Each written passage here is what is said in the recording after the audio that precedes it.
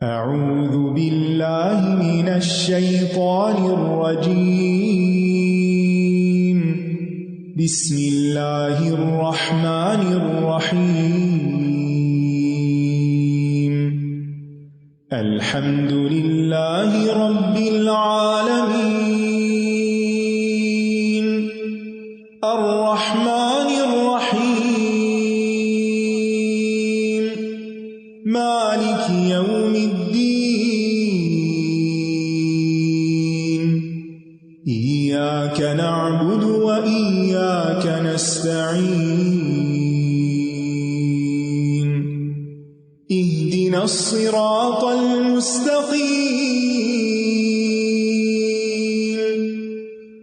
صراط الذین انعمت علیہم غیر المغضوب علیہم ولا الضالین۔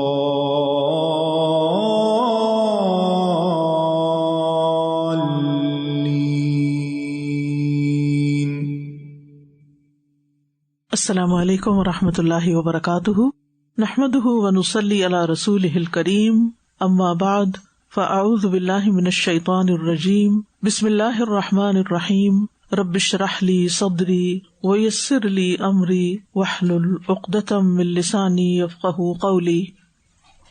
وَإِذْ قُلْتُمْ يَا مُوسَىٰ لَن نَّصْبِرَ عَلَىٰ طَعَامٍ وَاحِدٍ فادع لنا ربك يخرج لنا مما تنبت الأرض من بقلها وقثائها وفومها وعدسها وبصلها قال أتستبدلون الذي هو أدنى بالذي هو خير اهبطوا مصرا فإن لكم ما سألتم وضربت عليهم الذلة والمسكنة وباءوا بغضب من الله ذلك بأنهم كانوا يكفرون بآيات الله ويقتلون النبيين بغير الحق ذلك بما عصوا وكانوا يعتدون۔ اور جب تم نے کہا اے موسیٰ ہم ایک ہی کھانے پر ہرگز صبر نہیں کر سکتے، لہٰذا اپنے رب سے دعا کرو کہ وہ ہمارے لیے زمین سے نکالے جو وہ اپنی ترکاری، اپنی ککڑی، اپنی گندم، اپنی مسور اور اپنے پیاز میں سے اگاتی ہے۔ اس نے کہا کیا بھلا تم بہتر چیز کو چھوڑ کر اس کے بدلے کمتر چیز لینا چاہتے ہو؟ کسی شہر میں چلے جاؤ، جو تم نے مانگا ہے وہ تمہارے لیے موجود ہوگی، اور ان پر ذلت اور محتاجی دے ماری گئی، اور وہ اللہ کے غضب کے ساتھ پلٹے۔ یہ اس وجہ سے ہوا کہ بے شک وہ اللہ کی آیات کا انکار کرتے اور نبیوں کو ناحق قتل کرتے تھے۔ یہ سب اس وجہ سے تھا کہ وہ نافرمانی کرتے اور وہ حد سے بڑھ جاتے تھے۔ یہاں ایک اور واقعے کا ذکر کیا جا رہا ہے جو بنی اسرائیل کے ساتھ پیش آیا۔ وہ واقعہ کیا ہے؟ وہ واقعہ میدان تیہ میں پیش آیا تھا۔ میدان تیہ وہ جگہ ہے جہاں مصر سے ہجرت کرنے کے بعد، دریا عبور کرنے کے بعد یا سمندر پار کرنے کے بعد صحرا کے اندر بنی اسرائیل رہ رہے تھے۔ وہاں اللہ سبحانہ تعالیٰ نے ان کو من و سلوہ جیسی نعمتیں دی تھیں جو بلا مشقت ان کو مل رہی تھیں، اور اسی طرح بادلوں کا سایہ ان پر کیا گیا، پانی کا انتظام کر دیا گیا، یعنی رہنے سہنے کے سارے انتظامات ان کے لیے ہو گئے۔ لیکن جب یہ من و سلوہ کھاتے کھاتے اکتا گئے تو انہوں نے آسمانی غذا کی بجائے زمینی پیداوار کا مطالبہ کر دیا۔ موسیٰ علیہ السلام نے انہیں سمجھایا بھی کہ جو چیزیں تمہیں بلا مشقت مل رہی ہیں، آسانی سے مل رہی ہیں، بغیر کسی قیمت کے مل رہی ہیں، وہ اس سے بہتر ہے جو تم مانگ رہے ہو۔ وہ تمہیں مشقت سے ملے گا، اس کے لیے محنت کرنی پڑے گی۔ لیکن جب ان لوگوں نے بہت اصرار کیا تو موسیٰ علیہ السلام نے پھر اللہ سبحانہ تعالیٰ سے دعا کی، تو اللہ تعالیٰ نے بتایا کہ پھر تم کسی شہر میں چلے جاؤ، وہاں جا کر تم یہ سب چیزیں پالو گے۔ لیکن ان کے اس مطالبے پر اللہ تعالیٰ ان سے ناراض ہوئے، لہٰذا اللہ سبحانہ تعالیٰ نے ان پر عذاب نازل کیا، ان پر ذلت اور محتاجی مسلط کر دی. تو فرمایا وَإِذْ قُلْتُمْ، اور وہ وقت یاد کرو. اذ میں کیا چھپا ہوا ہوتا ہے؟ اذکرو، وہ وقت یاد کرو. قُلْتُمْ، جب کہا تم نے، یعنی بنی اسرائیل نے. اب خطاب تو ان بنی اسرائیل سے ہے جو نبی صلی اللہ علیہ وسلم کے زمانے میں موجود تھے، لیکن مطالبہ جو تھا وہ ان کے آباء و اجداد نے کیا تھا، لیکن اپنے آباء و اجداد کے اس فعل پر وہ راضی تھے، اس لیے ان کو بھی انہی میں شمار کیا گیا اور ان کو خطاب کر کے کہا گیا تم نے بھی کیا کیونکہ تم ان کے اس عمل کو درست سمجھتے تھے. اذ قلتم یا موسیٰ، اگین وہی خطاب ہے، اے موسیٰ، یعنی ادب نہیں ہے. کیا کہا؟ لن نصبر علی طعام واحد، ہم ایک کھانے پر ہرگز صبر نہیں کر سکتے. ہم سے یہ صبر نہیں ہوتا کہ روز من و سلوہ کھائیں.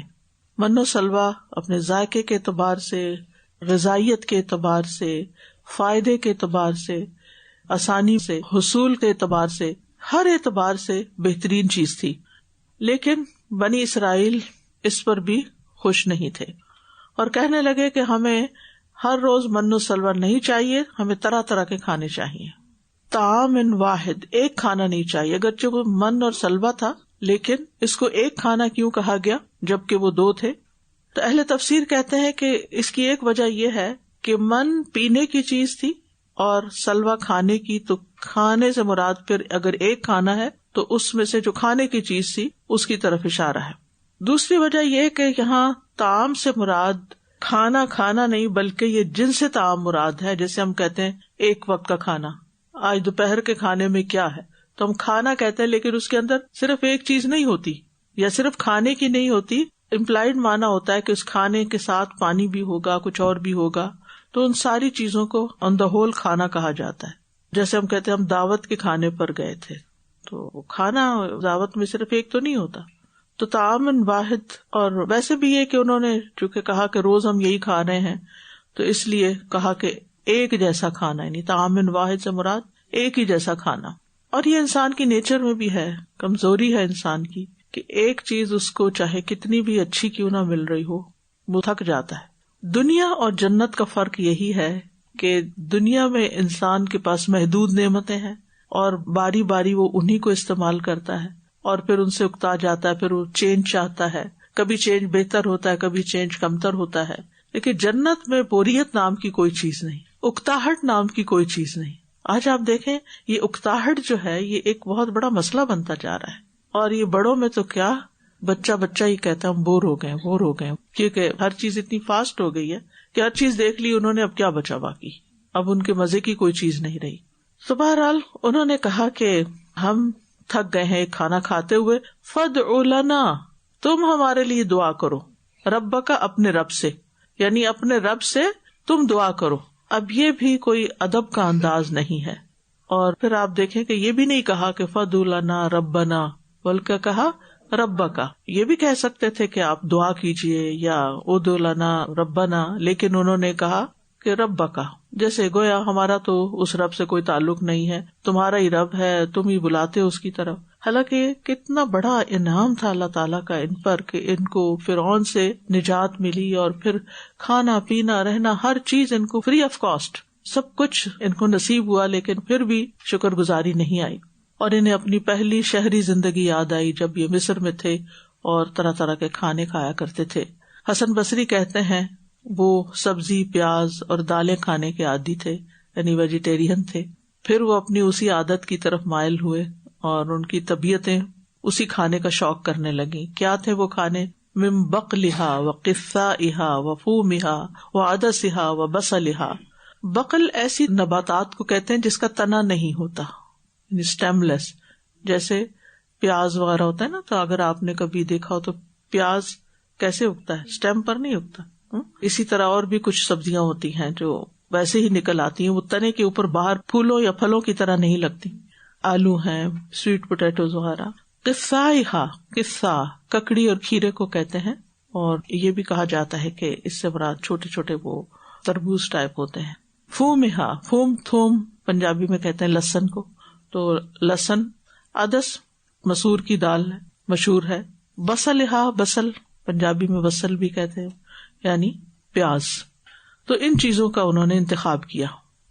قال اتستبدلون الذی هو ادنی بالذی هو خیر. زبردست جملہ ہے یہ، موسیٰ علیہ السلام کی بہت جامع نصیحت ہے.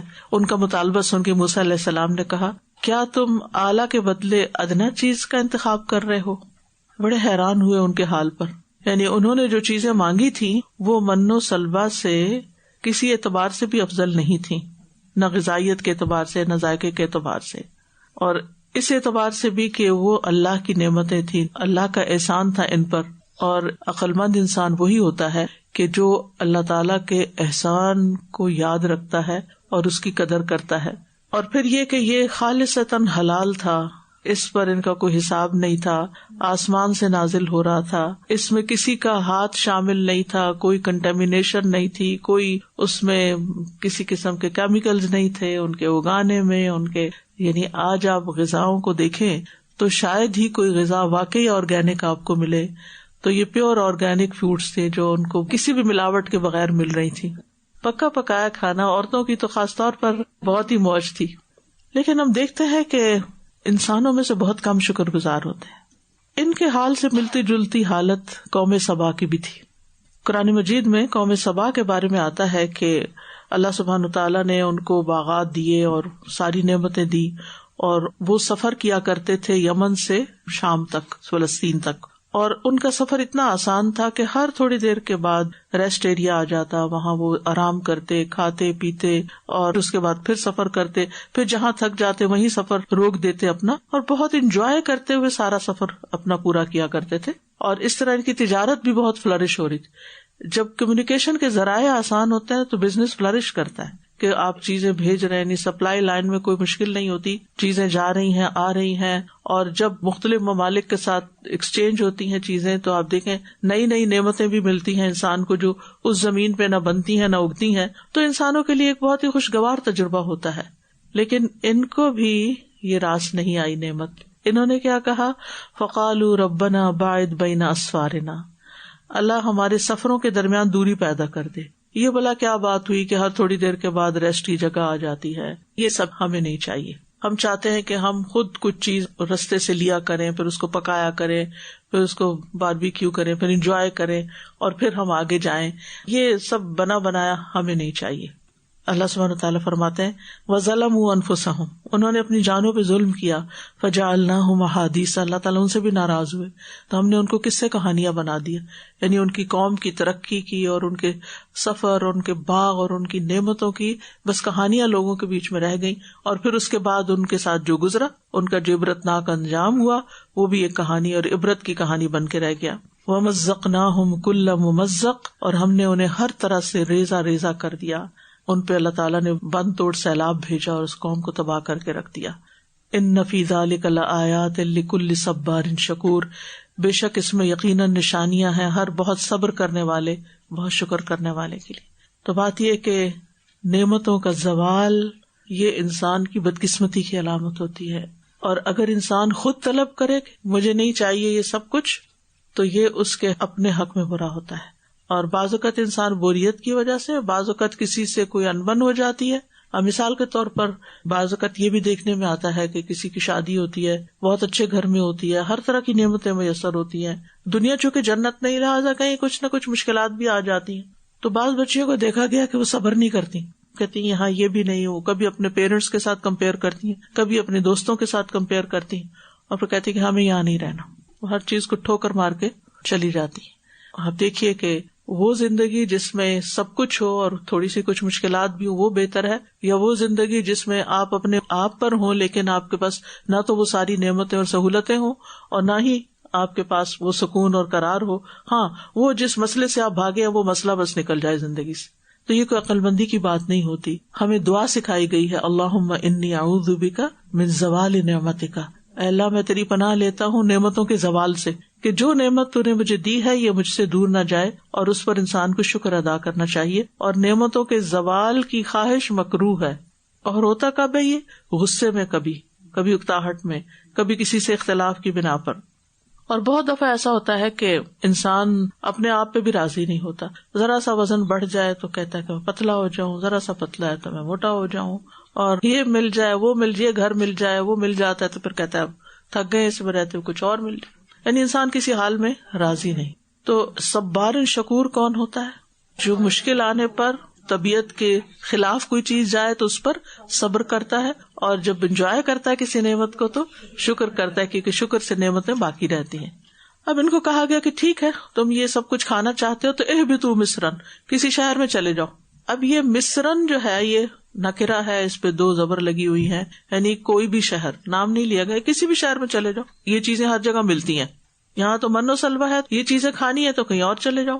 اس مصر سے مراد ایجپٹ نہیں ہے جیسے آج کی زبان میں ایک ملک مصر ہے, وہ نہیں مراد اس سے, کیونکہ مصرن ہے. فرق بعد میں آپ کو پتہ چلے. اور یہ جو اہبطوا کہا گیا, بیسیکلی اہبطوا کا مطلب ہوتا ہے اوپر سے نیچے آنا, لیکن بعض اوقات یہ اگر اس میں یعنی مثال کے طور پر کوئی قید لگا دی جائے تو پھر تو اترنا مانا ہوگا, ورنہ اس کا مانا کہیں رہنے کے لیے جانا بھی ہو سکتا ہے. یعنی کہیں کسی بستی میں جا کے رہ لو, کسی شہر میں جا کے رہنا شروع کر دو. جیسے ہم کہتے ہیں نا کہ ہم کائرو میں اترے, تو کیا مطلب ہوتا ہے؟ وہاں پہنچ گئے. اس کا یہ مطلب نہیں ہوتا کہ ہم جہاز سے اترے, یہ مانا ہوتا ہے آپ کے ذہن میں؟ نہیں, ہم کائرو میں اترے, ہم اپنے گھر میں جا کے اترے, ہم فلاں جگہ اترے. اترے سے مراد ضروری نہیں ہوتا کہ اوپر سے نیچے, اگرچہ اس کا بنیادی مانا اوپر سے نیچے آنا. اب جیسے کہتے ہیں نازل ہونے کا مانا, نازل ہونے کا مطلب کیا ہوتا ہے؟ بارش نازل اوپر سے نیچے آنا. وہ آدھی رات کو نازل ہو گئے, کیا مطلب ہے کہ یہ آسمان سے اترے تھے کہیں سے؟ یعنی آ گئے. ٹھیک ہے, تو بعض اوقات الفاظ کا بہت لٹرل میننگ نہیں لیا جاتا, زبان میں بہت وسعت ہوتی ہے. تو اہبطوا مصرا, یہاں پر یہ بھی کہا جاتا ہے کہ اس موقع پر موسیٰ علیہ السلام نے دعا نہیں کی ان کے لیے, بلکہ خود ہی ان کو سمجھا دیا کہ اچھا ٹھیک ہے یہ چیزیں چاہیے تو پھر کہیں اور چلے جاؤ. یعنی یہ بھی مانا کیا گیا, یعنی جس شہر میں جانا چاہتے ہو وہاں چلے جاؤ, اسباب تلاش کرو, زمین خریدو, کھیتی باڑی کرو, پانی ڈالو, فصل نکلے گی, اگ جائے گی, پھر کاٹو, پھر اس کو کھاؤ. جو چیزیں تمہیں چاہیے دنیا میں تو ایسے ہی ملتی ہیں, یعنی اس کو حاصل کرنے کے لیے محنت کرنی پڑتی ہے. وَضُرِبَتْ عَلَيْهِمُ الذِّلَّةُ وَالْمَسْكَنَةُ, اور ان پر ذلت اور محتاجی دے ماری گئی. ذلت کا معنی ہوتا ہے حقارت, یعنی ان کی عزت نہیں رہی. پھر ضربت علیہم الذلۃ اینما ثقفوا, سورۃ آل عمران میں بھی آتا ہے, جہاں کہیں بھی پائے گئے ان پر ذلت مسلط کر دی گئی. لیکن سورۃ آل عمران میں تھوڑی وضاحت ہے, الا بحبل من اللہ وحبل من الناس, یعنی یا تو اللہ کی رسی پکڑ لے تو ذلت سے نکل سکتے ہیں, یا لوگوں کی رسی پکڑ لیں. حبل تعلق کے لیے ہوتا ہے, یعنی اللہ تعالیٰ سے اپنا تعلق مضبوط کر لیں, مثلا اسلام میں داخل ہو جائیں تو ان کی ذلت نہیں رہے گی, ان کو عزت نصیب ہوگی. یا پھر وہ کسی اور قوم کا سہارا لیں, یعنی لوگوں کے ساتھ اپنے تعلقات بڑھائیں. جیسے آج بھی آپ دیکھتے ہیں کہ مختلف قوموں کا سہارا لے کر وہ طاقتور ہو گئے, وہ کمزوری چلی گئی. اور مسکنت کا معنی ہوتا ہے محتاجی.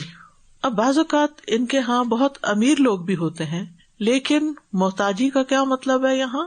یعنی ان کے دل جو ہیں ان کے اندر ہمیشہ ایک فقر کا احساس رہتا ہے, اسی وجہ سے بخل پایا جاتا ہے. یعنی بخیل آدمی کے لیے جیو کا لفظ استعمال ہوتا ہے.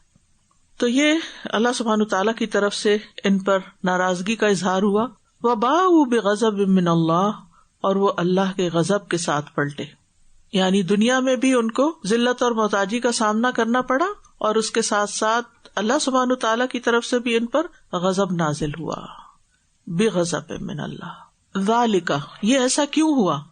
اللہ تعالیٰ کا غصہ کیوں ان پر ہوا؟ بِأَنَّهُمْ كَانُوا يَكْفُرُونَ بِآيَاتِ اللَّهِ, کیونکہ یہ اللہ کی آیات کا انکار کرتے تھے. آیات میں دونوں طرح کی آیات ہوتی ہیں, کونی بھی اور شرعی بھی. کونی سے مراد یہ کہ جو کائنات میں سائنس ہم دیکھتے ہیں, اللہ کی قدرت کی نشانیاں, جو معجزات انہوں نے دیکھے, اور شرعی جو احکامات ان کو ملے. شرعی آیات کا تعلق عبادت سے ہوتا ہے, اور کونی آیات کا تعلق اللہ تعالیٰ کی ربوبیت سے ہوتا ہے. تو یہ ان کا انکار کرتے تھے. دوسری غلطی کیا تھی؟ وَيَقْتُلُونَ النَّبِيِّينَ بِغَيْرِ الْحَقِّ, اور انبیاء کو بغیر حق کے قتل کرتے تھے, ناحق قتل کرتے تھے. بعض روایات میں آتا ہے کہ بنی اسرائیل نے دن کی ایک گھڑی میں 43 نبی ایک دن میں قتل کیے. یعنی ان کے مختلف علاقوں میں جو نبی تھے سب ایک ہی وقت میں مار دیے. پھر کچھ مرد کھڑے ہوئے, انہوں نے یعنی انبیاء کے بعد کچھ اور لوگ کھڑے ہوئے, انہوں نے نیکی کا حکم دیا اور برائی سے روکا, تو دن کے آخر میں انہوں نے ان کو بھی مار ڈالا. اس کا ذکر سورۃ آل عمران کی آیت نمبر 21 میں بھی آتا ہے. ان الذین یکفرون بآیات اللہ ویقتلون النبیین بغیر حق ویقتلون الذین یأمرون بالقسط من الناس. وہاں پر اللہ کی آیات کے انکار کی بات بھی کی گئی ہے، انبیاء کے ناحق قتل کرنے کی بات بھی، اور اس کے علاوہ لوگوں کو جو عدل کا، انصاف کا، نیکی کا حکم دیتے تھے ان کے قتل کی بات بھی ہے. فبشرہم بعذاب علیم، جو ایسا کرے ان کو دردناک عذاب کی سزا دو. اور جو بڑے بڑے انبیاء جن کو قتل انہوں نے کیا، اس میں آپ دیکھیں حضرت زکریا علیہ السلام ہے، حضرت یحییٰ علیہ السلام ہے، عیسیٰ علیہ السلام پر بھی کوشش کی گئی لیکن اللہ تعالیٰ نے ان کو اوپر اٹھایا. اور پھر نبی صلی اللہ علیہ وسلم کو بھی قتل کرنے کی کوششیں کی گئی. ایک دفعہ جادو کے ذریعے جسے لبید بن عاصم نے کیا تھا، ایک دفعہ بنو نذیر نے کوشش کی، جب آپ صلی اللہ علیہ وسلم دیوار کے ساتھ بیٹھے ہوئے تھے تو انہوں نے چپکے سے کہا کہ کوئی اوپر سے جا کے آپ کے اوپر پتھر گرا دے. تو جبریل علیہ السلام آپ پر آئے اور آپ کو وحی کے ذریعے خبر دی، تو آپ وہاں سے فوراً اٹھ کر مدینہ چلے گئے اور پھر وہاں سے ان کا محاصرہ کیا. اور تیسری دفعہ خیبر کے موقع پر کیا ہوا تھا، وہاں کوئی بتائے گا؟ خیبر کے موقع پر کیا ہوا تھا؟ وہاں بھی آپ کو قتل کرنے کی کوشش کی گئی تھی. یعنی جو کھانا آپ کو پیش کیا گیا اس کے گوشت میں زہر ملا دیا گیا تھا، ایک عورت نے ملا دیا تھا، اور نبی صلی اللہ علیہ وسلم نے اس میں سے تھوڑا سا چکھا ہی تھا، نگلا نہیں تھا آپ نے، تو آپ نے اس کو پھینک دیا. اور شکر صحابہ میں سے کسی نے ابھی نہیں کھایا تھا، صرف ایک صحابی تھے بشر بن البراء بن معرور، تو وہ فوت ہو گئے تھے. تو آپ نے سب کو منع کر دیا. آپ نے اس عورت کو بلایا کیونکہ آپ کو بتایا گیا تھا کس نے ڈالا، تو اس نے اقرار کر لیا. تو کہنے لگی میں تو یہ دیکھ رہی تھی کہ اگر آپ کو پتہ چل گیا تو اس کا مطلب یہ کہ آپ اللہ کے سچے نبی، لیکن پھر بھی ایمان تو نہیں لائے. ایسا ٹیسٹ کرنے کا مقصد کیا تھا؟ مشکل یہ تھی کہ جو بعد کی نسلیں تھی وہ اپنے اس فعل پر فخر کرتی تھی کہ ہمارے آباء و اجداد نے ایسا اور ایسا کیا. اس وجہ سے پھر ان سب کو بھی اسی میں شمار کر لیا گیا. اور انبیاء کو قتل کرنے کی سزا بہت سخت ہے.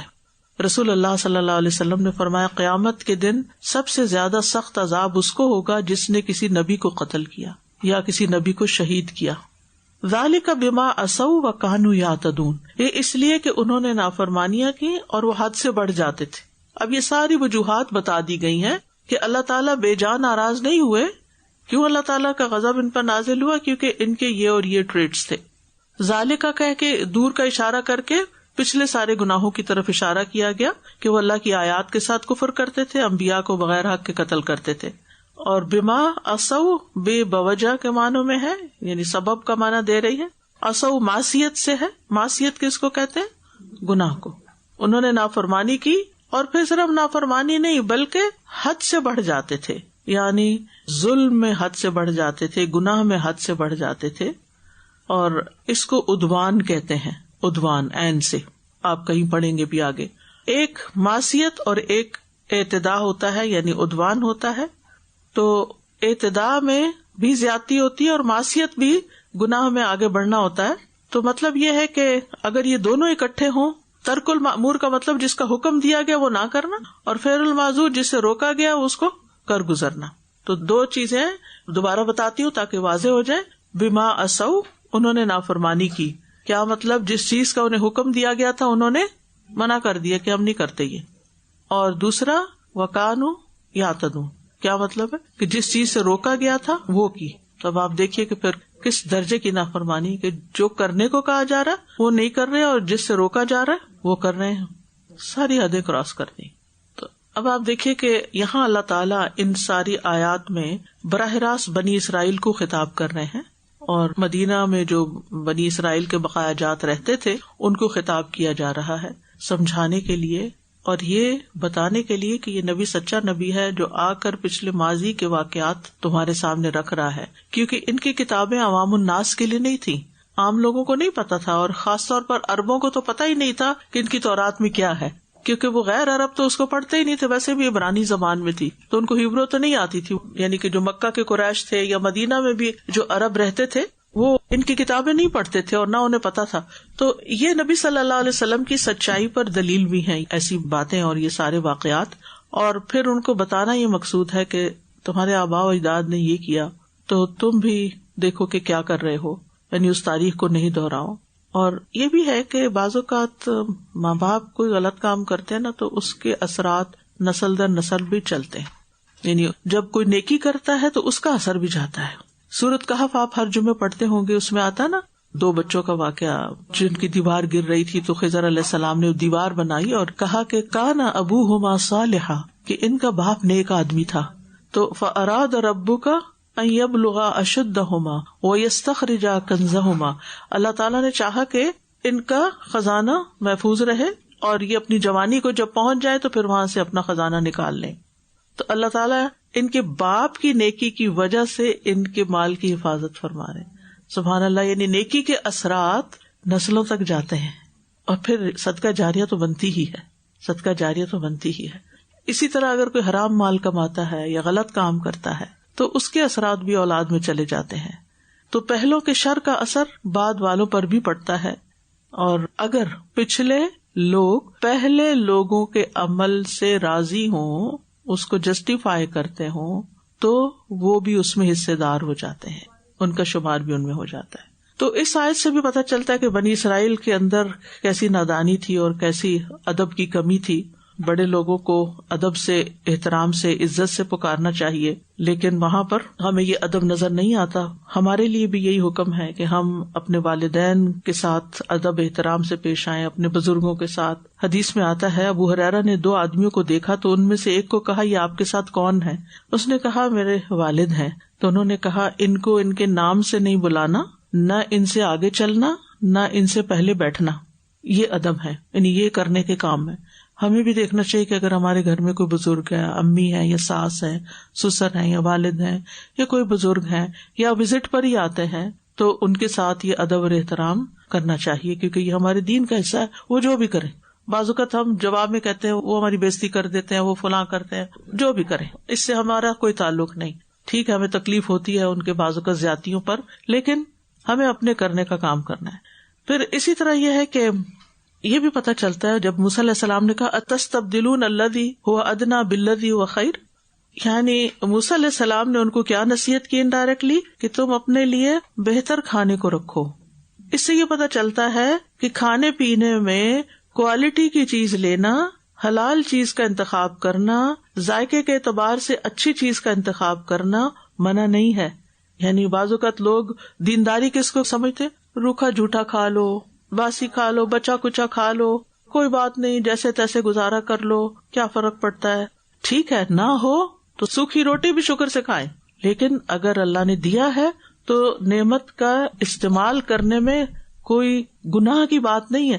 کیونکہ بعض لوگ اگر کوئی اچھی چیز کھا لے تو گلٹ کا شکار رہتے ہیں کہ شاید ہم نے کوئی گناہ کر لیا ہے. ہاں، اسراف نہیں ہونا چاہیے، اپنی حدوں کو پھلانگنا نہیں چاہیے، اس سے باہر نہیں جانا چاہیے، لیکن نعمتوں کا استعمال اور اس کے بعد شکر ادا کرنا ٹھیک ہے. لیکن یہاں یہ یاد رکھیے طرح طرح کے کھانے یہ بھی ہونا چاہیے، وہ بھی ہونا چاہیے، وہ بھی. اور اسراف میں پڑ جانا، ایک وقت میں کئی کھانے پکا دینا، اور خاص طور پر دعوتوں میں صرف نام لگانے کو بہت ساری چیزیں بنا لینا اور دکھاوا اندر دل میں ہونا. ایک تو نا مہمان کی عزت، وہ تو حضرت ابراہیم علیہ السلام نے کتنی اچھی عزت کی تھی کہ پورا بچڑا، پورا ویل جو تھا وہ اٹھا کے لے آئے تھے. آپ چاہے ایک ڈش کھلائے لیکن بہت اچھی سی ہو، اتنی کہ مہمان خوشی سے اس کو کھا سکے، اس کو کوئی اسراف نہیں ہے. لیکن یہ جو ایک چھپی سی چیز دلوں میں پائی جاتی ہے نا کہ لوگ کہیں گے بس ایک ہی چیز پکائی، لہٰذا یہ بھی بنا لو، وہ بھی، کچی پکی ڈشیں گنی جاتی. اور خاص طور پر بوفے جب اس میں کہ کتنی ڈشز ہیں، چاہے کھانے کی 1-2 ہی ہوں لیکن نام جو لگ جاتا ہے، یہی اسراف ہوتا ہے کہ انسان ضرورت سے زیادہ پھر کھا لیتا ہے، چاہے چکھتا بھی جائے. اگر 20 ڈشز ہے بوفے میں مثلاً اور ہر ایک میں سے آپ ایک نوالا لیں گے تو پیٹ تو بھر جائے گا، لیکن کون ایک لیتا ہے. تو کھانے پینے میں سادگی جو ہے وہ بہت اچھی ہے، اسراف نہیں ہونا چاہیے، لیکن اعلیٰ کے مقابلے میں ادنا کو اختیار کرنا کوئی نیکی نہیں ہے. اور پھر ہر معاملے میں احسان کا رویہ، ایکسیلنس کے لیول پر کام ہونے چاہیے. اب یہ زندگی کا اصول بنائیں. یہ آیت جو ہے نا الگ لکھ کے لگا لیں کہیں پر، اتستبدلون والی، اور اس کے مطابق اپنا محاسبہ کرتے رہیں. روزمرہ کے کاموں میں بھی افضل کام کو ترجیح دیں، ٹھیک ہے، جو زیادہ بہتر کام ہو. کم وقت میں زیادہ اجر والے کام کی طرف جائیں. جیسے حضرت جویریہ کو نبی صلی اللہ علیہ وسلم نے وہ ذکر سکھایا تھا صبح کے وقت 3 دفعہ سبحان اللہ و بحمدہ عدد خلقہ. اسی طرح فیصلہ کرتے وقت افضل چیز کو اختیار کریں، ٹھیک. مثال کے طور پر آپ 2 جوڑے بنا رہے ہیں اور وہ اتنے کمفرٹیبل نہیں، اس کی بجائے ایک بنا لیں لیکن ڈھنگ کا بنائیں. پھر اسی طرح افضل کاموں کو جاننے کی حرص ہونی چاہیے، اس سے بہتر کیا چیز ہے، اس سے بہتر کیا ہے، یعنی ہر معاملے میں خیر کی تلاش ہو. پھر اسی طرح مال استعمال کرنے کی چیز ہے، مال سے محبت اور طمع اور حرص نہیں ہونی چاہیے، کیونکہ انسان پھر اپنے رستے سے ہٹ جاتا ہے. پھر یہ کہ اللہ کی جو نافرمانی ہوتی ہے اور حد سے نکلنا ہوتا ہے، یہ انسان کی ذلت کے اسباب میں سے ہے. ٹھیک ہے. پھر نافرمانیاں بھی نعمتوں کے زوال کا سبب بنتی ہیں. ٹھیک. اور دین سے دوری جو ہے وہ انسان کے اندر ایک مسکنت پیدا کر دیتی ہے. مسکنت ایک محتاجی ہوتی ہے، انسان کے اندر ایک خلا اور ایک کمزوری کہ سب کچھ ہوتے ہوئے بھی اندر ایک کمی ہے. There is something missing. یہ ہوتی ہے نا فیلنگ، something missing. یہ مسنگ جو ہے نا یہ مسکنت ہے. ٹھیک ہے. اور یہ اللہ کی نافرمانیوں کی وجہ سے آتا ہے. آپ اس کے بجائے اللہ کی فرمانبرداری کے، نیکی کے، خیر کے، عبادت، خدمت کے کام شروع کریں، وہ ساری مسنگ چلی جائے گی، وہ قوت میں بدل جائے گی، آپ اسٹرانگ ہو جائیں گے. تو اللہ کی عبادت سے غفلت نہ برتیں، صرف دنیا ہی کا ہم و غم نہ لگے.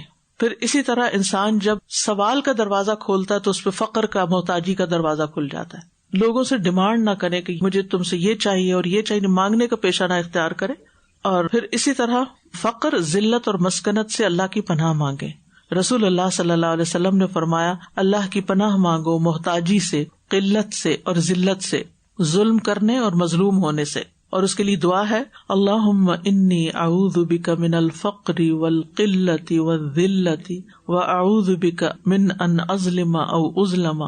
اور اسی طرح اللہ تعالیٰ کے غضب سے پناہ مانگنی چاہیے، اللہم اعوذ برضاک من سخطک وبمعافاتک من عقوبتک. ٹھیک ہے. پھر اسی طرح اللہم انی اعوذ بک من زوال نعمتک وتحول عافیتک وفجاءت نقمتک وجمیع سخطک. میں آدھی دعائیں پڑھ رہی ہوں کیونکہ ٹائم کم ہے. پھر اسی طرح گھبراہٹ ہو رہی ہو تو اللہ کے غضب سے پناہ مانگے. ٹھیک ہے. رسول اللہ صلی اللہ علیہ وسلم نے گھبراہٹ کے موقع پر یہ کلمات سکھائے تھے ایک صحابی کو، اعوذ بکلمات اللہ التامۃ من غضبہ وشر عبادہ ومن ھمزات الشیاطین وان یحضرون. ٹھیک ہے. ان الذين آمنوا والذين هادوا والنصارى والصابئين من آمن بالله واليوم الآخر وعمل صالحا فلهم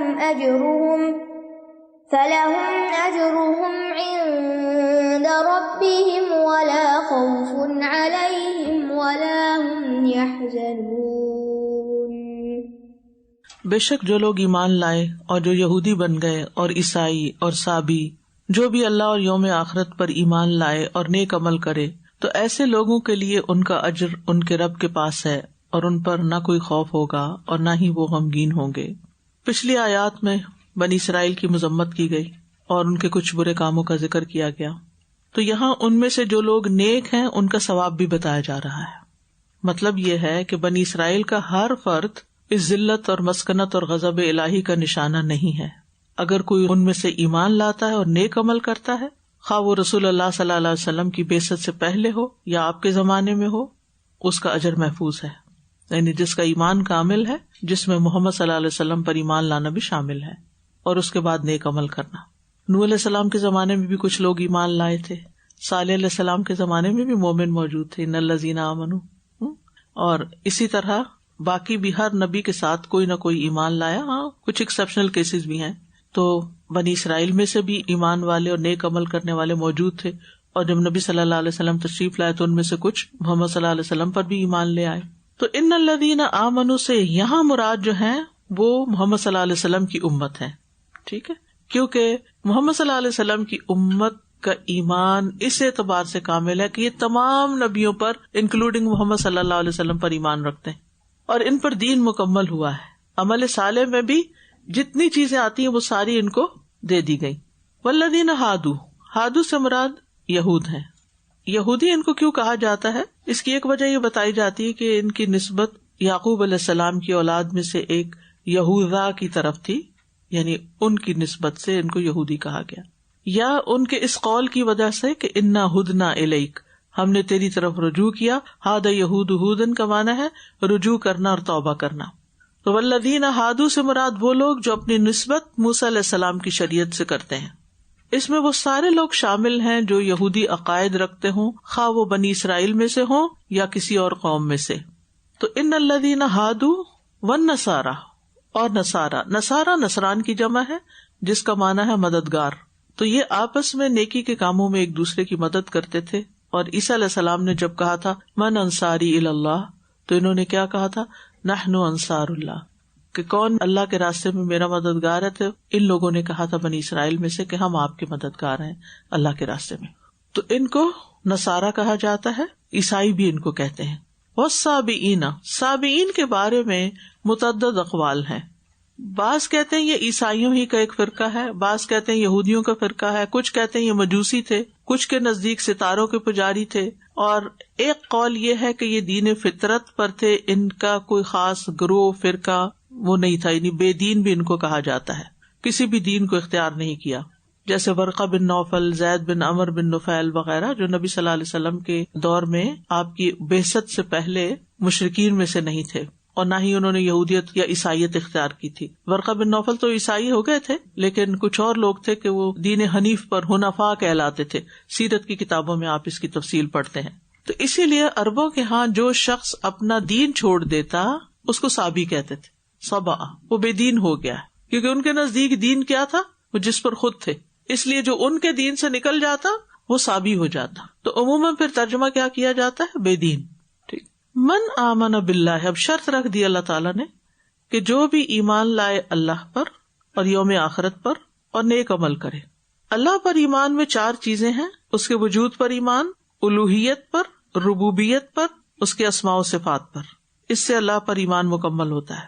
من آمن باللہ والیوم الآخر مراد یوم القیامہ ہے، اور اس میں موت سے لے کر جنت یا جہنم تک پہنچنے کی ساری چیزیں شامل ہیں. ان کو برحق ماننا کہ ان مرحلوں سے انسان گزرے گا. آپ کو وبالآخرۃ ھم یوقنون میں اس کی وضاحت کی گئی تھی، یاد ہے نا آپ کو؟ ٹھیک ہے. اب آپ دیکھیے ورڈز ریپیٹ ہو رہے ہیں نا، تو کام آپ کا کم ہو رہا ہے، ترجمہ آسان ہو رہا ہے نا. وعمل صالحا، اور نیک عمل کیے. ہر وہ عمل جس کی دین گواہی دے کہ وہ خیر اور فلاح ہے، وہ عمل صالح ہو جاتا ہے، جس میں انسان کی نیت بھی اچھی ہونی چاہیے کہ اللہ کے لیے ہو، اور جس میں سنت کی پیروی بھی ہو. تو بہرحال اس آیت سے پتہ چلتا ہے کہ تمام یہود و نصارہ اور صابئین ایک جیسے نہیں ہیں. ان میں سے کچھ صحیح دین پر قائم تھے، جس کا ذکر سورۃ آل عمران کی آیت نمبر 113 میں بھی ہوتا ہے. لیسوا سواء، سب ایک جیسے نہیں ہیں. من اہل الکتاب امۃ قائمۃ یتلون آیات اللہ آناء اللیل وہم یسجدون.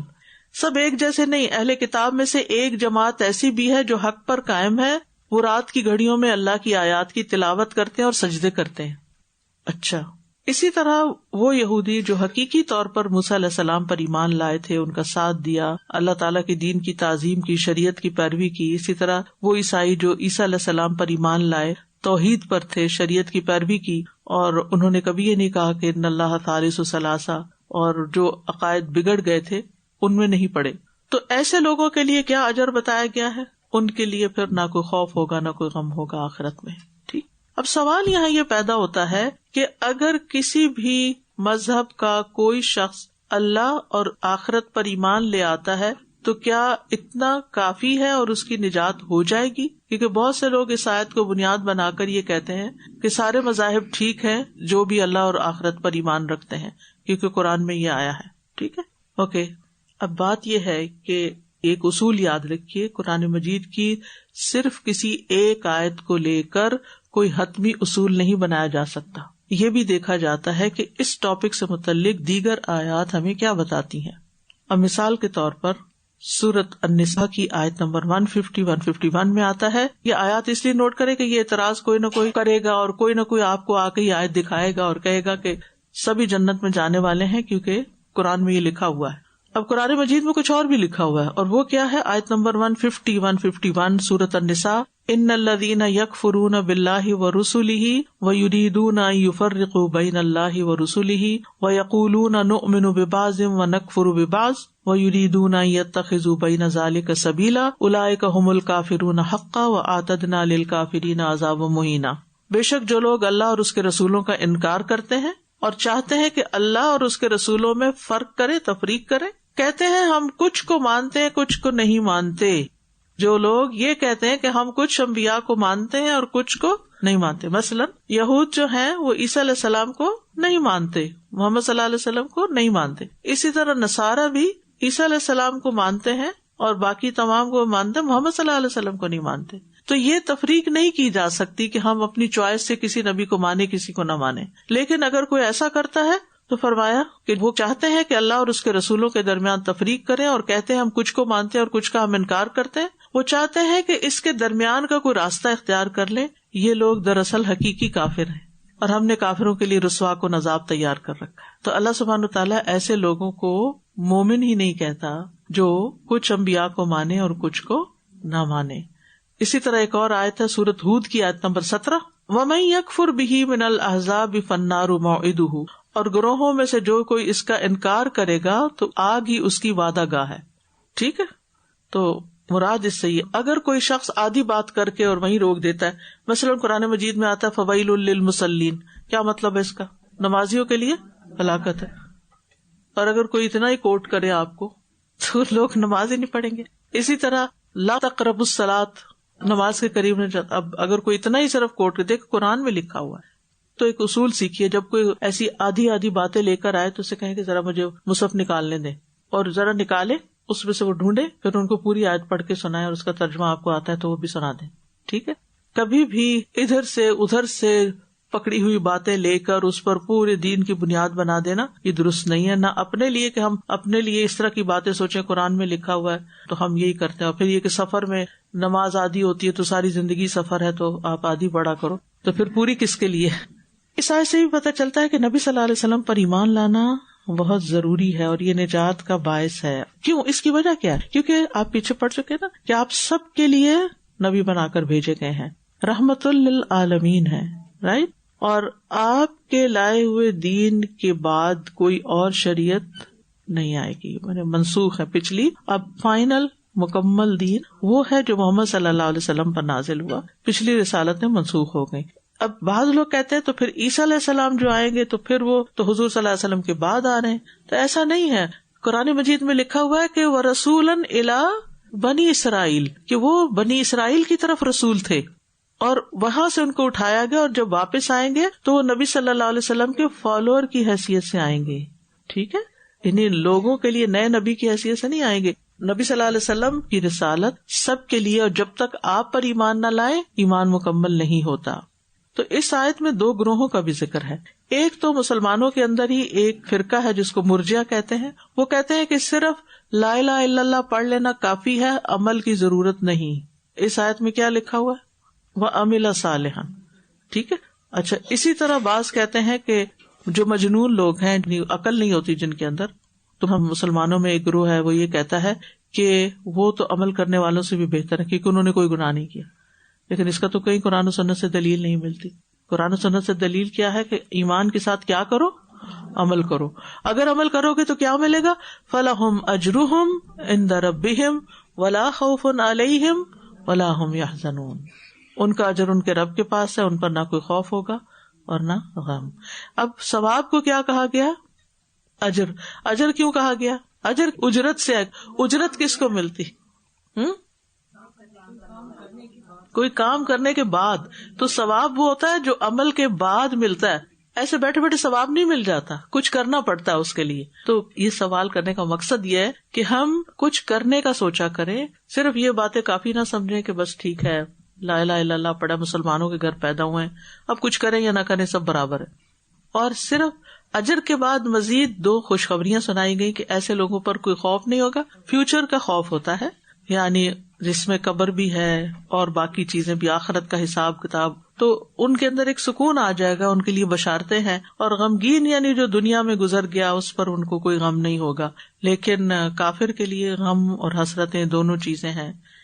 تو بہرحال اس آیت سے پتہ چلتا ہے کہ اللہ تعالیٰ کسی پر ظلم نہیں کرتا، اور یہ بھی پتہ چلتا ہے کہ اللہ پر اور یوم آخرت پر ایمان لانے کے فائدے کیا ہیں، اور ایمان اور عمل صالح ہو تو کیا فائدہ حاصل ہوتا ہے. خوف اور غم چلا جاتا ہے. آج دنیا میں خوف اور غم ہے، وجہ کیا ہے؟ کیونکہ ہم عمل سے دور ہیں. کبھی بھی زندگی میں ایسی کیفیات آئے نا تو سوچا کرے کہاں غلطی کی ہے، اپنی غلطیوں کو دیکھا کریں اور ان کی اصلاح کر کے توبہ کر کے اللہ کی طرف رجوع کریں. انشاءاللہ ایسی کیفیات دور ہو جائیں گی. اس آیت سے یہ بھی پتہ چلتا ہے کہ ایمان کے ساتھ عمل بے حد ضروری ہے. ابو ذر کہتے ہیں میں نے کہا اللہ کے رسول صلی اللہ علیہ وسلم کون سی چیز بندے کو آگ سے نجات دلاتی ہے؟ آپ نے فرمایا اللہ پر ایمان لانا. میں نے کہا اے اللہ کے نبی کیا ایمان کے ساتھ عمل بھی ضروری ہے؟ صحابی نے سوال کیا ایمان لانا کافی نہیں، لا الہ الا اللہ پڑھنا کافی نہیں؟ آپ نے فرمایا اللہ نے جو رزق اسے عطا کیا اس میں سے خرچ کرے، یعنی ہاں نانے کی کہا عمل کرے، یعنی عمل کی باتیں بتا دی. میں نے کہا اللہ کے رسول اگر وہ فقیر ہو اور اس کے پاس کوئی ایسی چیز نہ ہو جو اللہ کے راستے میں دے؟ فرمایا پھر وہ نیکی کا حکم دے اور برائی سے روکے. میں نے کہا اگر وہ ایسا کرنے سے بھی عاجز ہو، ہمت ہی نہ پڑے، اس کی طاقت ہی نہ ہو؟ آپ نے فرمایا کسی بے ہنر کو ہنر سکھا دے، کوئی اسکل سکھا دے دوسروں. کسی کو کمپیوٹر آتا ہے، کسی کو کوکنگ آتی، کسی کو سوئنگ آتی، کچھ بھی اسکلز ہوتے ہیں نا. میں نے کہا اگر وہ خود بھی بے ہنر ہو، کچھ کرنے کی طاقت نہیں، فرمایا پھر وہ کسی مغلوب کی مدد کر دے. میں نے کہا اگر وہ خود ضعیف ہو اور یہ طاقت بھی نہ رکھتا. آپ دیکھیں کہ جب لوگ بوڑھے ہوتے جاتے ہیں نا تو یہ ساری چیزیں آ جاتی ہیں ان میں. بزرگوں کو یہ حدیث سنانی چاہیے. آپ نے فرمایا تم تو اپنے بھائی میں کوئی خیر و بھلائی چھوڑنا ہی نہیں چاہتے، یعنی اس کے اندر کچھ بھی نہیں. لیکن وہ یہ سوال کیوں کر رہے تھے کہ تاکہ ہر شخص کے لیے کوئی نہ کوئی چیز مل جائے. فرمایا کہ وہ کسی کو تکلیف نہ دے، دوسروں کے لیے مصیبت نہ بنو. میں نے کہا کہ اللہ کے رسول جب کوئی آدمی یہ عمل کرے گا کہ کسی کو تکلیف نہیں دے رہا تو وہ جنت میں داخل ہو جائے گا؟ آپ نے فرمایا جو مسلمان بھی ان خصلتوں میں سے کسی خصلت پر عمل کرے گا میں اس کا ہاتھ پکڑوں گا یہاں تک کہ اسے جنت میں داخل کراؤں. تو اصل چیز کیا ہے؟ ایمان لا کر عمل جو آپ کی استطاعت میں ہے. ان میں سے ایک کام کر سکتے ہیں، ایک کرے، دو کر سکتے ہیں، دو تین کر سکتے، یعنی جو جتنے چاہے اپنے درجات بڑھا لے. اور یہ بھی یاد رکھیے کہ نیک اعمال جو ہے ایمان کا حصہ ہے، اور نیک کام جو وہ دراصل ایمان کی شاخیں ہیں. وہ حدیث سن رکھی ہے ایمان کی 70 سے اوپر شاخیں ہیں، سنی ہے کبھی؟ اس پر کتابیں بھی لکھی گئی ہیں. شعب الایمان، ہو سکتا ہے آپ اس کو شعب الایمان پڑھتے ہیں، کتاب ہے نا شعب الایمان.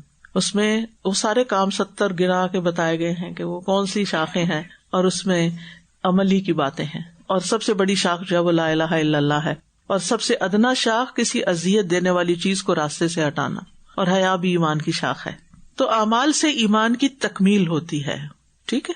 اور جتنے جتنے عمل زیادہ ہوتے ہیں اتنا اتنا ایمان بڑھتا ہے. جتنا ایمان بڑھتا ہے اتنی دل میں خوبصورتی بڑھتی ہے، زینت بڑھتی ہے، اتنا انسان کے اندر خوشی آتی ہے، اس کو زندگی میں بھی اور آخرت میں بھی کامیابیاں ملتی ہیں، پاکیزہ زندگی ملتی ہے، بہترین ٹھکانہ، محبت ملتی ہے، برائیاں دور ہوتی ہیں اور بہترین اجر ملنے کا وعدہ کیا گیا، مغفرت کا وعدہ ہے، بلند درجات کا وعدہ ہے.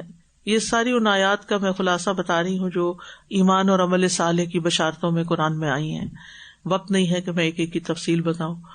جنت کے باغیچوں کا وعدہ ہے، جنت المأویٰ میں مہمانی کا وعدہ ہے، نعمتوں والی جنت میں ٹھکانا ہے، جنت میں خوبصورت گھروں کا وعدہ کیا گیا ہے.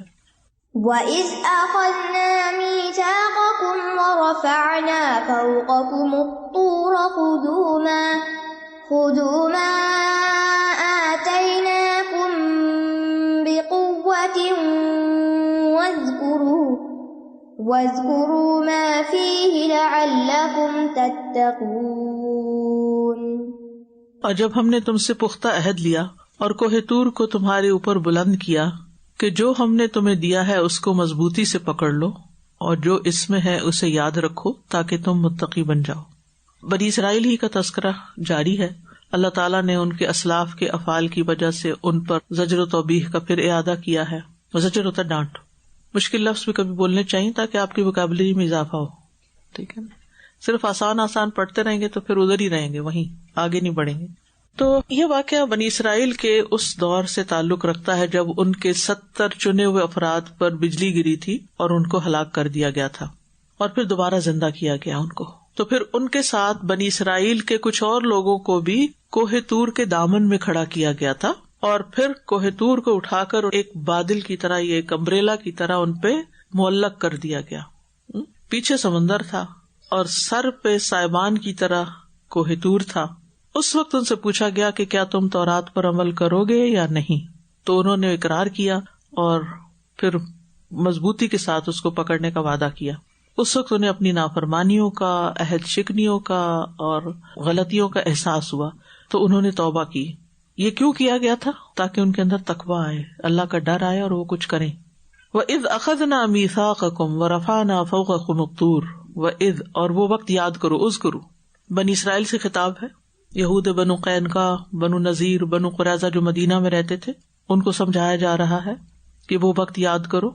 اذ اخذنا میثاقکم، جب ہم نے تم سے میثاق لیا. میثاق کیا ہوتا ہے؟ پکا وعدہ، بھاری اور تاکیدی عہد. ٹھیک ہے، وثاق سے. وثاق اس رسی کو کہتے ہیں جس سے قیدی کو باندھا جاتا ہے، مضبوط رسی کہ وہ توڑ نہ سکے. ٹھیک ہے، تو مضبوط وعدہ، پکا وعدہ جس کو کہتے ہیں. یعنی وعدہ اور پکا وعدہ میں جو فرق ہے وہی عہد اور میثاق میں. اور طور جو ہے ایک مشہور پہاڑ کا نام ہے. بعض کہتے ہیں کہ ہر پہاڑ کو طور کہا جاتا ہے. بہرحال پہاڑ ان پر معلق کیا گیا. اب جو ہی انہوں نے دیکھا کہ سر پہ پہاڑ ہے تو روایات میں آتا ہے کہ وہ سجدے میں گر پڑے، لیکن انہوں نے پوری طرح سر زمین پر نہیں لگایا بلکہ ایسے ٹیڑھا رکھا، منہ اوپر بھی دیکھ رہے تھے. یعنی ڈر کے گر تو پڑے لیکن سجدہ بھی پورا نہیں کیا. دیکھ رہے تھے پہاڑ تو نہیں سر پہ آ رہا، خوف کے مارے. اس حالت میں موسیٰ علیہ السلام نے ان سے کہا، یعنی جب وہ گرے ہوئے تھے، اس تورات کو پکڑ لو، اس پر عمل کو لازم کر لو. تو انہوں نے وعدہ کر لیا قد فعلنا، کیونکہ انہیں یہ یقین تھا اگر اب بھی ہم نہیں مانے تو کیا ہوگا، پہاڑ سر پہ گرے گا. کیا کہا گیا؟ خذوا ما آتیناکم بقوہ، جو ہم تمہیں دے رہے ہیں یعنی تورات، اس کو مضبوطی سے پکڑو، قوت سے پکڑو. قوت سے مراد کو ایسے زور لگا کے پکڑنا نہیں ہے، اس سے مراد یہ ہے کہ اس کو یعنی اپنی زندگی کا حصہ بنا لو، اس کو کبھی چھوڑو نہیں. جو چیز مضبوط پکڑی جاتی ہے وہ ہاتھ سے چھٹتی نہیں، چھوڑی نہیں جاتی. یعنی اس کو چھوڑو نہیں، اس سے الگ نہ رہو، اس کو اپنی زندگی میں شامل رکھو، نیت کے اخلاص کے ساتھ پکڑو. مجاہد کہتے ہیں قوت سے مراد کہ اس میں جو احکامات ہیں ان پر عمل کرو. اور بعض نے کہا کہ اس سے مراد ہے کثرت سے پڑھو، کثرت سے. انہیں تورات کہی گئی تھی، ہمارے لیے قرآن کا یہی حکم ہے کہ مہینے میں ایک قرآن ختم ہونا چاہیے، یہ منیمم ہے. یعنی صحابہ میں سے کوئی بھی ایسا نہیں تھا کہ جو مہینے سے زیادہ لیتا. کچھ 10 دن میں ختم کرتے تھے، کچھ ہفتے میں ختم کرتے تھے، کچھ 3 دن میں ختم کرتے تھے. یہ بیٹھی ہوئی ہیں، انہوں نے مجھے ایک دفعہ بتایا تھا کہ ان کے ہسبینڈ چلتے پھرتے کوئی بھی کام کرتے تو حافظ ہے ماشاء اللہ، تو وہ روزانہ ایک قرآن ختم کر لیتے ہیں. اور ایسے لوگ دنیا میں پائے جاتے ہیں، یعنی کہ جو چپ رہنے کی بجائے اگر ان کے سینے میں کچھ قرآن ہے تو وہ ساتھ ساتھ پڑھتے جاتے. لیکن ہماری باتیں ہی ختم نہیں ہوتی، ہماری سوچیں، فکریں، پریشانی. ہم چپ بھی بیٹھے ہوتے نا، ایسے منہ لٹکا کے بیٹھے ہوتے ہیں، ہونٹ بند کرے نہ ہم ذکر کرتے ہیں تو اس سے پریشانی تھوڑی ختم ہوتی. تو اگر آپ ہر لونر کیلنڈر کے ساتھ ہر روز ایک ٹارگٹ سیٹ کر لے، اٹھتے بیٹھتے چلتے پھرتے. ٹھیک ہے، میں سمجھتی ہوں کچھ لوگوں کی بہت ذمہ داریاں، بہت کام ہے، چھوٹے بچے ہیں، پڑھنے پکڑنے نہیں دیتے، لیکن ایٹ لیسٹ وہ لوگ تو پڑھیں جن کو اللہ نے کچھ فرصت دی ہے، جن کے پاس کچھ ٹائم ہے. اگر نہیں بھی پڑھ سکتے، ڈرائیو کرتے ہیں آپ، بہت سے لوگ ڈرائیو کر تو دور دور سے بھی آتے ہیں. ٹارگٹ سیٹ کر لیں، ہر روز کا 1 سپارہ تو سننا ہی سننا ہے. یعنی کچھ بھی ہو، قوت سے پکڑنا یہی ہے اصل میں، کہ زندگی میں قرآن شامل ہو جائے، ساتھ رہے. سو رہے ہیں، جاگ رہے ہیں، سوتے ہوئے بھی پڑھ کے سوئیں، اٹھ کے بھی فجر کے وقت پڑھیں، دن میں بھی. آج کل جو آپ یہ ماشاءاللہ اس وقت پکڑے ہوئے ہیں، یہ بھی مضبوطی سے پکڑنا ہے کہ اب مجبوراً سبق یاد کرنے کے لیے پکڑنا ہی ہوتا ہے اس کو. بہرحال ان سے کہا گیا کہ کثرت سے پڑھیں اور اس کو اوپر عمل بھی کریں. فَخُذْهَا بِقُوَّةٍ، جیسے اللہ تعالیٰ نے کہا تھا یا یحییٰ خُذِ الْکِتَابَ بِقُوَّةٍ، اے یحییٰ کتاب کو مضبوطی سے پکڑ لو. تو جس طرح بنی اسرائیل معمور تھے، اسی طرح ہم بھی معمور ہیں کہ ہم قرآن کو قوت سے پکڑیں. وَاذْكُرُوا مَا فِيهِ، صرف پکڑے ہی نہیں بلکہ جو اس میں ہے اس کو یاد کرو، اس پہ عمل بھی کرو، غور و فکر کرو، اس کو بھولو نہیں. یاد رکھو کا مطلب ہے کہ اس کو بھولو نہیں. اور صرف زبان سے تلاوت کرنا مراد نہیں ہے، بلکہ اس کو ذہن میں رکھنا، اس کے مطابق عمل کرنا. یعنی صرف تلاوت کافی نہیں. امام مالک کہتے ہیں بعض اوقات وہ شخص قرآن پڑھتا ہے جس میں خیر نہیں ہوتی. ٹھیک ہے، یعنی پڑھنے میں تو کوئی بھی پڑھ لے گا، لیکن اصل چیز کیا ہے کہ اس کو سمجھو بھی. اب دیکھیں اگر کسی کے گھر میں بہت ساری کتابیں، بھری ہوئی لائبریری، کمرہ بھرا ہوا ہے، پڑھتا ایک کتاب نہیں ہے، کوئی فائدہ اس کو؟ کچھ لوگ کتابوں کے بہت شوقین ہوتے ہیں, لائبریریاں بنا رکھی ہوتی ہیں انہوں, لیکن وہ صرف دکھانے کی ہوتی, پڑھنے کی نہیں ہوتی, پڑھتے چڑھتے کچھ نہیں. تو کوئی کتاب, کوئی بھی کتاب, اس کا کوئی فائدہ نہیں, وہ آپ کے اوپر بوجھ ہے, گدھے کی طرح بوجھ. آپ اٹھا کے ادھر سے رکھ رہے ہیں ادھر, ادھر سے رکھ رہے ہیں ادھر, پھر ان کی ڈسٹنگ کرو, ان کی صفائی کرو ان کو, اگر آپ ان کو پڑھتے نہیں اور اس سے سبق حاصل نہیں کرتے. زیاد بن لبید کہتے ہیں ایک مرتبہ نبی صلی اللہ علیہ وسلم نے کسی چیز کا تذکرہ کیا اور فرمایا یہ علم ضائع ہونے کے وقت ہوگا. ہم نے کہا یا رسول اللہ صلی اللہ علیہ وسلم, ہم خود بھی قرآن پڑھتے ہیں اور اپنے بچوں کو بھی پڑھاتے ہیں, پھر ہمارے بچے اپنے بچوں کو پڑھاتے رہیں گے, یہ سلسلہ قیامت تک چلتا رہے گا, تو علم کیسے ضائع ہو جائے گا؟ یعنی وہ تو اپنے آپ کو دیکھ رہے تھے نا, ہم جیسے تو ان کے سامنے نہیں تھے. نبی صلی اللہ علیہ وسلم نے فرمایا اے ابن ام لبید, تمہاری ماں تمہیں گم کر کے روئے, میں تو سمجھتا تھا تم مدینہ کے بہت سمجھدار آدمی ہو. کیا یہ یہود و نصارہ تورات اور انجیل نہیں پڑھتے؟ دراصل یہ لوگ اس میں موجود تعلیمات سے معمولی سا فائدہ بھی نہیں اٹھاتے. آج ہمارا حال کیا ہو گیا, حفظ بھی کر لیتے ہیں, پڑھتے بھی ہیں, فائدہ نہیں اٹھاتے, عمل نہیں کرتے. اچھا یہ حکم کیوں دیا گیا, پہاڑ مسلط کر کے, اور یہ سب کچھ کیوں کروایا گیا, اور کیوں کہا گیا کہ اپنی کتاب پڑھو؟ لعلکم تتقون, تاکہ تقوی پیدا ہو. تقوی پیدا ہوگا تو ہی اس کتاب سے فائدہ اٹھا سکو گے, اور یہ کتاب پڑھو گے تو تقوی, تو ایک پورا سرکل بن جاتا ہے, ایک پورا سائیکل ہو جاتا ہے. تو اس آیت سے بھی پتہ چلتا ہے کہ اسلاف کی سیرت سے بعد والوں کو نصیحت کی جانی چاہیے. پھر یہ کہ اللہ تعالیٰ کی یہ عظیم قوت ہے کہ پہاڑ جیسی چیز اکھاڑ کے گرنے سے گریوٹی کا اس پہ کوئی اثر نہیں, ان کے سروں پہ مسلط ہے, یعنی اوپر معلق کی گئی ہے. اور پھر آپ دیکھیے کہ بنی اسرائیل کی سرکشی, کہ اس وقت تو مان گئے اور بعد میں کیا کیا, بھول گئے. ہماری جو کتاب ہے اس کو بھی ہمیں پڑھنے کے لیے اور پیروی کرنے کے لیے کہا گیا. وَهَذَا كِتَابٌ أَنزَلْنَاهُ مُبَارَكٌ فَاتَّبِعُوهُ, یہ کتاب جو برکت والی ہے اس کو فالو کرو, اس کی پیروی کرو اور اس کو مضبوطی سے پکڑو. نبی صلی اللہ علیہ وسلم فرمایا دو چیزیں تم میں چھوڑ کے جانا کرو, ان کو مضبوط پکڑو گے کبھی گمراہ نہیں ہوگے. وہ کیا ہے؟ قرآن و سنت. تو قرآن کے حروف کے ساتھ ساتھ اس کی حدود کا خیال رکھنا بھی ضروری ہے. قرآن پر عمل کر کے اس کی تصدیق کریں. ٹھیک ہے. منصور کہتے ہیں میں نے مجاہد سے کہا, یہ مجاہد مکہ کے مفسر تھے, اے ابو حجاج, وہ شخص جو سچائی کو لایا اور اس نے اس کی تصدیق کی, اس سے کیا مراد ہے؟ قرآن کی ایک آیت ہے. ان کا یہ وہ لوگ ہیں جو قرآن لاتے ہیں, تو یہ وہ شخص ہے جو کہتا ہے یہ وہ قرآن ہے جو ہم نے تمہیں دیا تھا اور ہم نے اس پر عمل کر لیا. بہرحال قرآن سے ہم اثر قبول کریں اور اس پر عمل کریں. ثم تولیتم من بعد ذلك فلولا فضل اللہ علیکم ورحمتہ لکنتم من الخاسرین. پھر اس کے بعد تم اپنے عہد سے پھر گئے, تو اگر تم پر اللہ کا فضل اور اس کی رحمت نہ ہوتی تو ضرور تم خسارہ پانے والوں میں سے ہو جاتے. یعنی اتنا پکا وعدہ کر کے اس خوف کی حالت میں پھر کیا کیا؟ بھول گئے, پھر کنارہ کشی کی, تورات میں تحریف کی, آیات کو چھپایا, انبیاء کے احکام کی نافرمانی کی, بعض کو قتل کیا, بعض کو جلا وطن کیا, جھٹلایا, ارض مقدس میں داخلے کا حکم ہوا تو صاف انکار کر دیا. تو موسیٰ علیہ السلام نے پھر آخر کار دعا کی کہ اللہ ان کے اور میرے بیچ میں اب جدائی ڈال دے, ففرق بینی و بین القوم الفاسقین. اس کے باوجود اللہ تعالیٰ نے رحم کیا, ان کی توبہ قبول کی, نبیوں کا سلسلہ جاری رکھا. ثم تولیتم من بعد ذلک, پھر تم نے اس سے روگردانی کی. تولی کہتے پیٹ پھیر کے چلے جانا, منہ موڑ جانا, کام نہ کرنا. یعنی جب اللہ نے پہاڑ دور کر دیا, عذاب دور کر دیا, تو کوئی سبق نہیں لیا, وعدے سے پھر گئے. فلولا فضل اللہ علیکم ورحمتہ, پھر اگر تم پر اللہ کا فضل اور اس کی رحمت نہ ہوتی, لکنتم من الخاسرین. یعنی اللہ کا فضل کیسے ہوا؟ پیغمبر بھیج کر, پیغمبروں کا آنا, نصیحت کرنا, یہ اللہ کی رحمت ہوتی ہے جو آ کر اپنے عمل سے راستے واضح کرتے ہیں. تو لکنتم من الخاسرین, تو تم بھی خسارہ پانے والوں میں سے ہو جاتے. یعنی جو لوگ اپنی اس زندگی سے فائدہ نہ اٹھائیں, آخرت کے لیے کچھ نہ کریں, ایسے ہی چلے جائیں, تو پھر کیا ان کے مقدر میں خسارہ, کہ جنہوں نے اپنی دنیا سے بھی محدود فائدہ حاصل کیا اور آخرت وہ تو پیچھے ہی رہ گئی.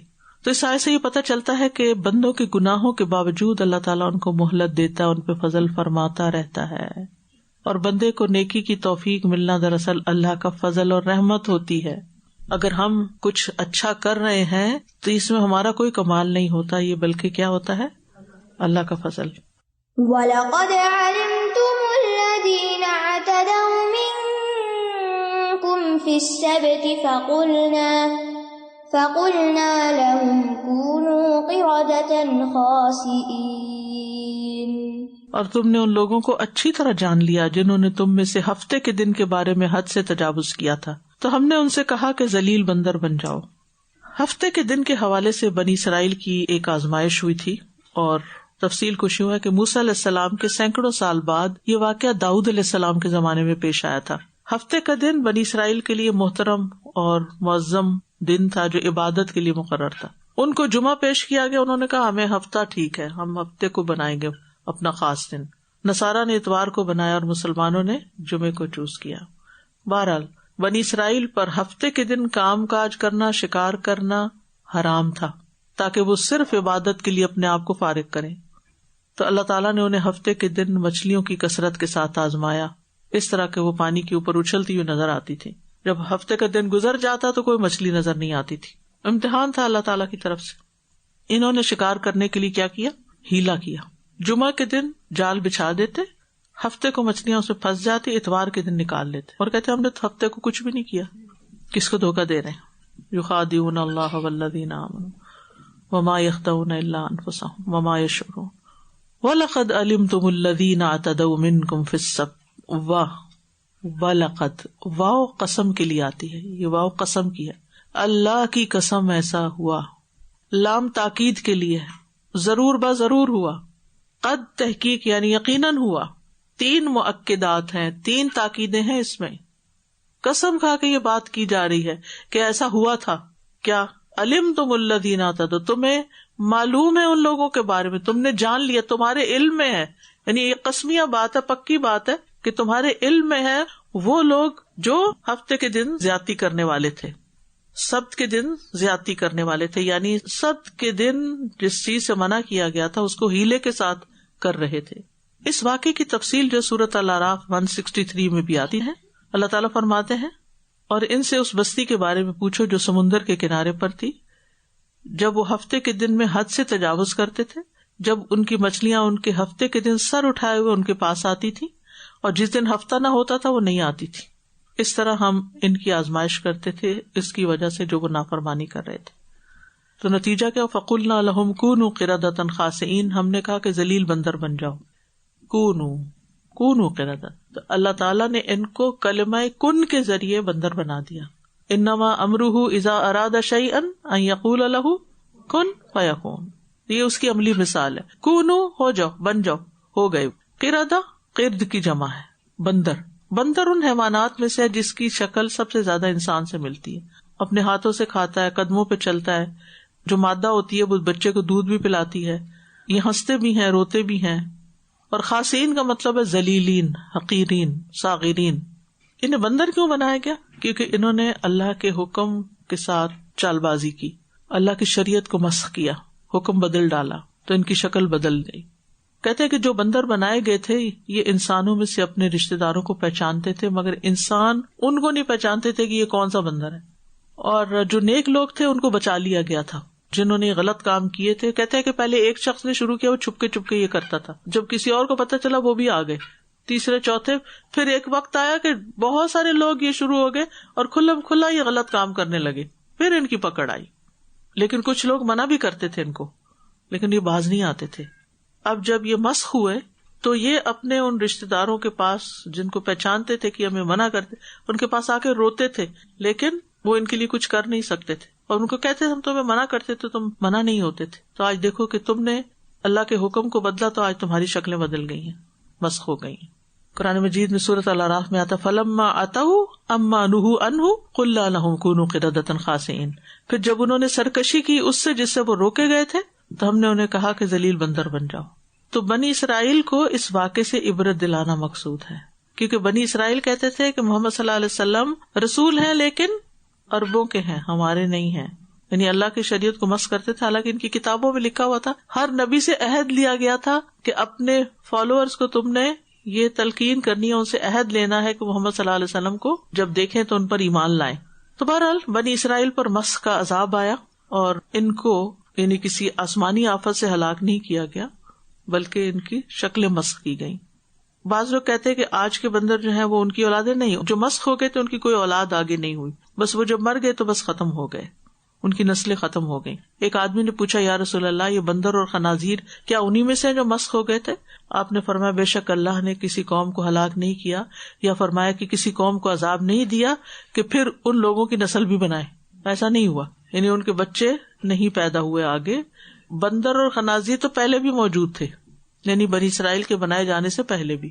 تو اس آیت سے جو بہت اہم بات پتہ چلتی ہے وہ یہ کہ اللہ تعالیٰ کے احکامات کے ساتھ ٹیمپرنگ نہیں کرنی چاہیے، اپنی مرضی کے مطابق ان کو ڈھالنا نہیں چاہیے، خود کو اس کے مطابق ڈھالنا چاہیے. ہیلا سازی نہیں کرنا چاہیے، ہیلے سازی کرنا حرام ہے. انہوں نے اور بھی کیا، ان پہ چربی حرام کی گئی تو انہوں نے اس کو بیچ کے اس کی قیمت کھا لی. اچھا کل ہی کسی خاتون نے مجھ سے سوال کیا کیا ہم اپنی زکوٰۃ میں سے اپنی ماسی کو تنخواہ دے سکتے ہیں؟ کتنا کامن چیز ہے نا کہ زکوٰۃ آپ اپنے مال کی نکال رہے ہیں، بھیا آپ تنخواہ اس کی محنت کی الگ دیں گے، اس کے ساتھ اگر وہ ڈیزرونگ ہے اس پہ زکوٰۃ لگتی ہے تو آپ زکوٰۃ بھی دیں. لیکن اس وقت میری سوچ میں پڑ گئی پریشان ہو کر کہ اس درجے کی بھی جہالت موجود ہے پیسہ بچانے کے لیے کہ ہمارا پیسہ پھر ہمارے کام آ جائے. اپنے اوپر ہی لگ گیا نا کہ آپ نے اپنی خدمت لی اور اس کے، تو اس طرح کے ہیلے نہیں کرنے چاہیے. رسول اللہ صلی اللہ علیہ وسلم نے فرمایا ان کاموں کا ارتکاب نہ کرنا جن کا یہود نے ارتکاب کیا، ورنہ تم سب سے کم درجے کے ہیلے کے ساتھ اللہ کی حرام کردہ چیزوں کو حلال کر لو. تو ہیلے سے کیا ہوتا ہے، حرام کو حلال کر لیا جاتا ہے. نبی صلی اللہ علیہ وسلم فرمایا مکر اور دھوکہ آگ میں ہے. نبی صلی اللہ علیہ وسلم نے اپنی امت کو خبردار کیا تھا. آپ نے فرمایا رات دن کا نظام ختم نہیں ہوگا حتیٰ کہ میری امت کے کچھ لوگ شراب پیئیں گے لیکن اسے اس کے نام کے سوا اور نام سے پکاریں گے. ہوگی وہ شراب لیکن نام بدل کے پی لیں گے. سنن ابن ماجہ میں آتا ہے میری امت میں سے کچھ لوگ شراب پیئیں گے، وہ اس کا کوئی اور نام رکھ لیں گے. ان کو گانے والیاں ساز بجا کر گانے سنائیں گی، اللہ انہیں زمین میں دھنسا دے گا اور ان میں سے بعض کو بندر اور خنزیر بنا دے گا. یہ قیامت سے پہلے امت مسلمہ میں بھی ہوگا، اللہ تعالیٰ بچا کے رکھے. تو بہرحال یہود کے لیے ہفتے کا دن بہت معزز دن تھا اور اس دن میں ان کو کام کاج سے منع کیا گیا تھا، اور ہمیں سوائے فرض روزوں کے اکیلے ہفتے کے دن کو مخصوص نہ کیا جائے کہ یہ معزز دن ہے تو اس دن روزہ رکھ لیا جائے. اس کے ساتھ اتوار کا روزہ بھی رکھ سکتے ملا کے. اور پھر یہ ڈرنے والی بات ہے کہ اگرچہ یہ واقعات ہم بنی اسرائیل کے پڑھ رہے ہیں لیکن اس میں سے سبق ہمارے لیے ہے. امت محمد صلی اللہ علیہ وسلم کے لیے بھی مسخ کے عذاب کی خبر دی گئی ہے. نبی صلی اللہ علیہ وسلم نے فرمایا قیامت سے پہلے میری امت کی صورتیں بدلیں گی، وہ زمین میں دھنسیں گے اور ان پہ پتھر برسیں گے. اور نبی صلی اللہ علیہ وسلم نے فرمایا اس امت کے بعض افراد کھانے پینے اور لہو و لعب میں رات گزاریں گے، جب صبح ہوگی تو بندر اور خنزیر بن چکے ہوں گے. فجعلناها نكالا لما بين يديها وما خلفها وموعظة للمتقين. پھر ہم نے اس واقعے کو اس کے سامنے کے لوگوں کے لیے اور اس کے پیچھے آنے والوں کے لیے عبرت اور تقوی والوں کے لیے واعظ و نصیحت بنا دیا. تو اللہ تعالیٰ نے قرآن کریم میں بنی اسرائیل کے تاریخ کے اہم واقعات کس لیے بیان کیے؟ تاکہ ایک طرف بنی اسرائیل اپنی غلطیوں کو مان کر ہدایت پر آ جائیں، دوسری طرف امت مسلمہ کے لوگ ان غلطیوں سے بچیں، ان واقعات سے نصیحت پکڑیں، عبرت پکڑیں.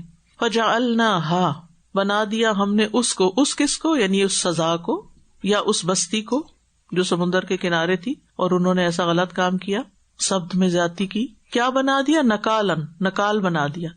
نکال کیا ہوتی؟ نکال کس کو کہتے ہیں؟ ایسی سزا جو انسان کو اس کام کو دوبارہ کرنے سے روک دے جس پہ اسے سزا دی گئی ہو. یعنی اللہ نے اس سزا کو نکال بنا دیا. کس کے لیے؟ ان قوموں کے لیے جو اس وقت وہاں موجود تھیں. یعنی جس بستی نے یہ کیا سب کی توجہ اس کی طرف ہوئی کہ وہاں بندر بن گئے لوگ. آج تو دیکھیں میڈیا کا دور ہے تو خبریں کہاں سے کہاں پہنچ جاتی ہیں اگر کسی کے ساتھ تھوڑا سا بھی حادثہ ہو.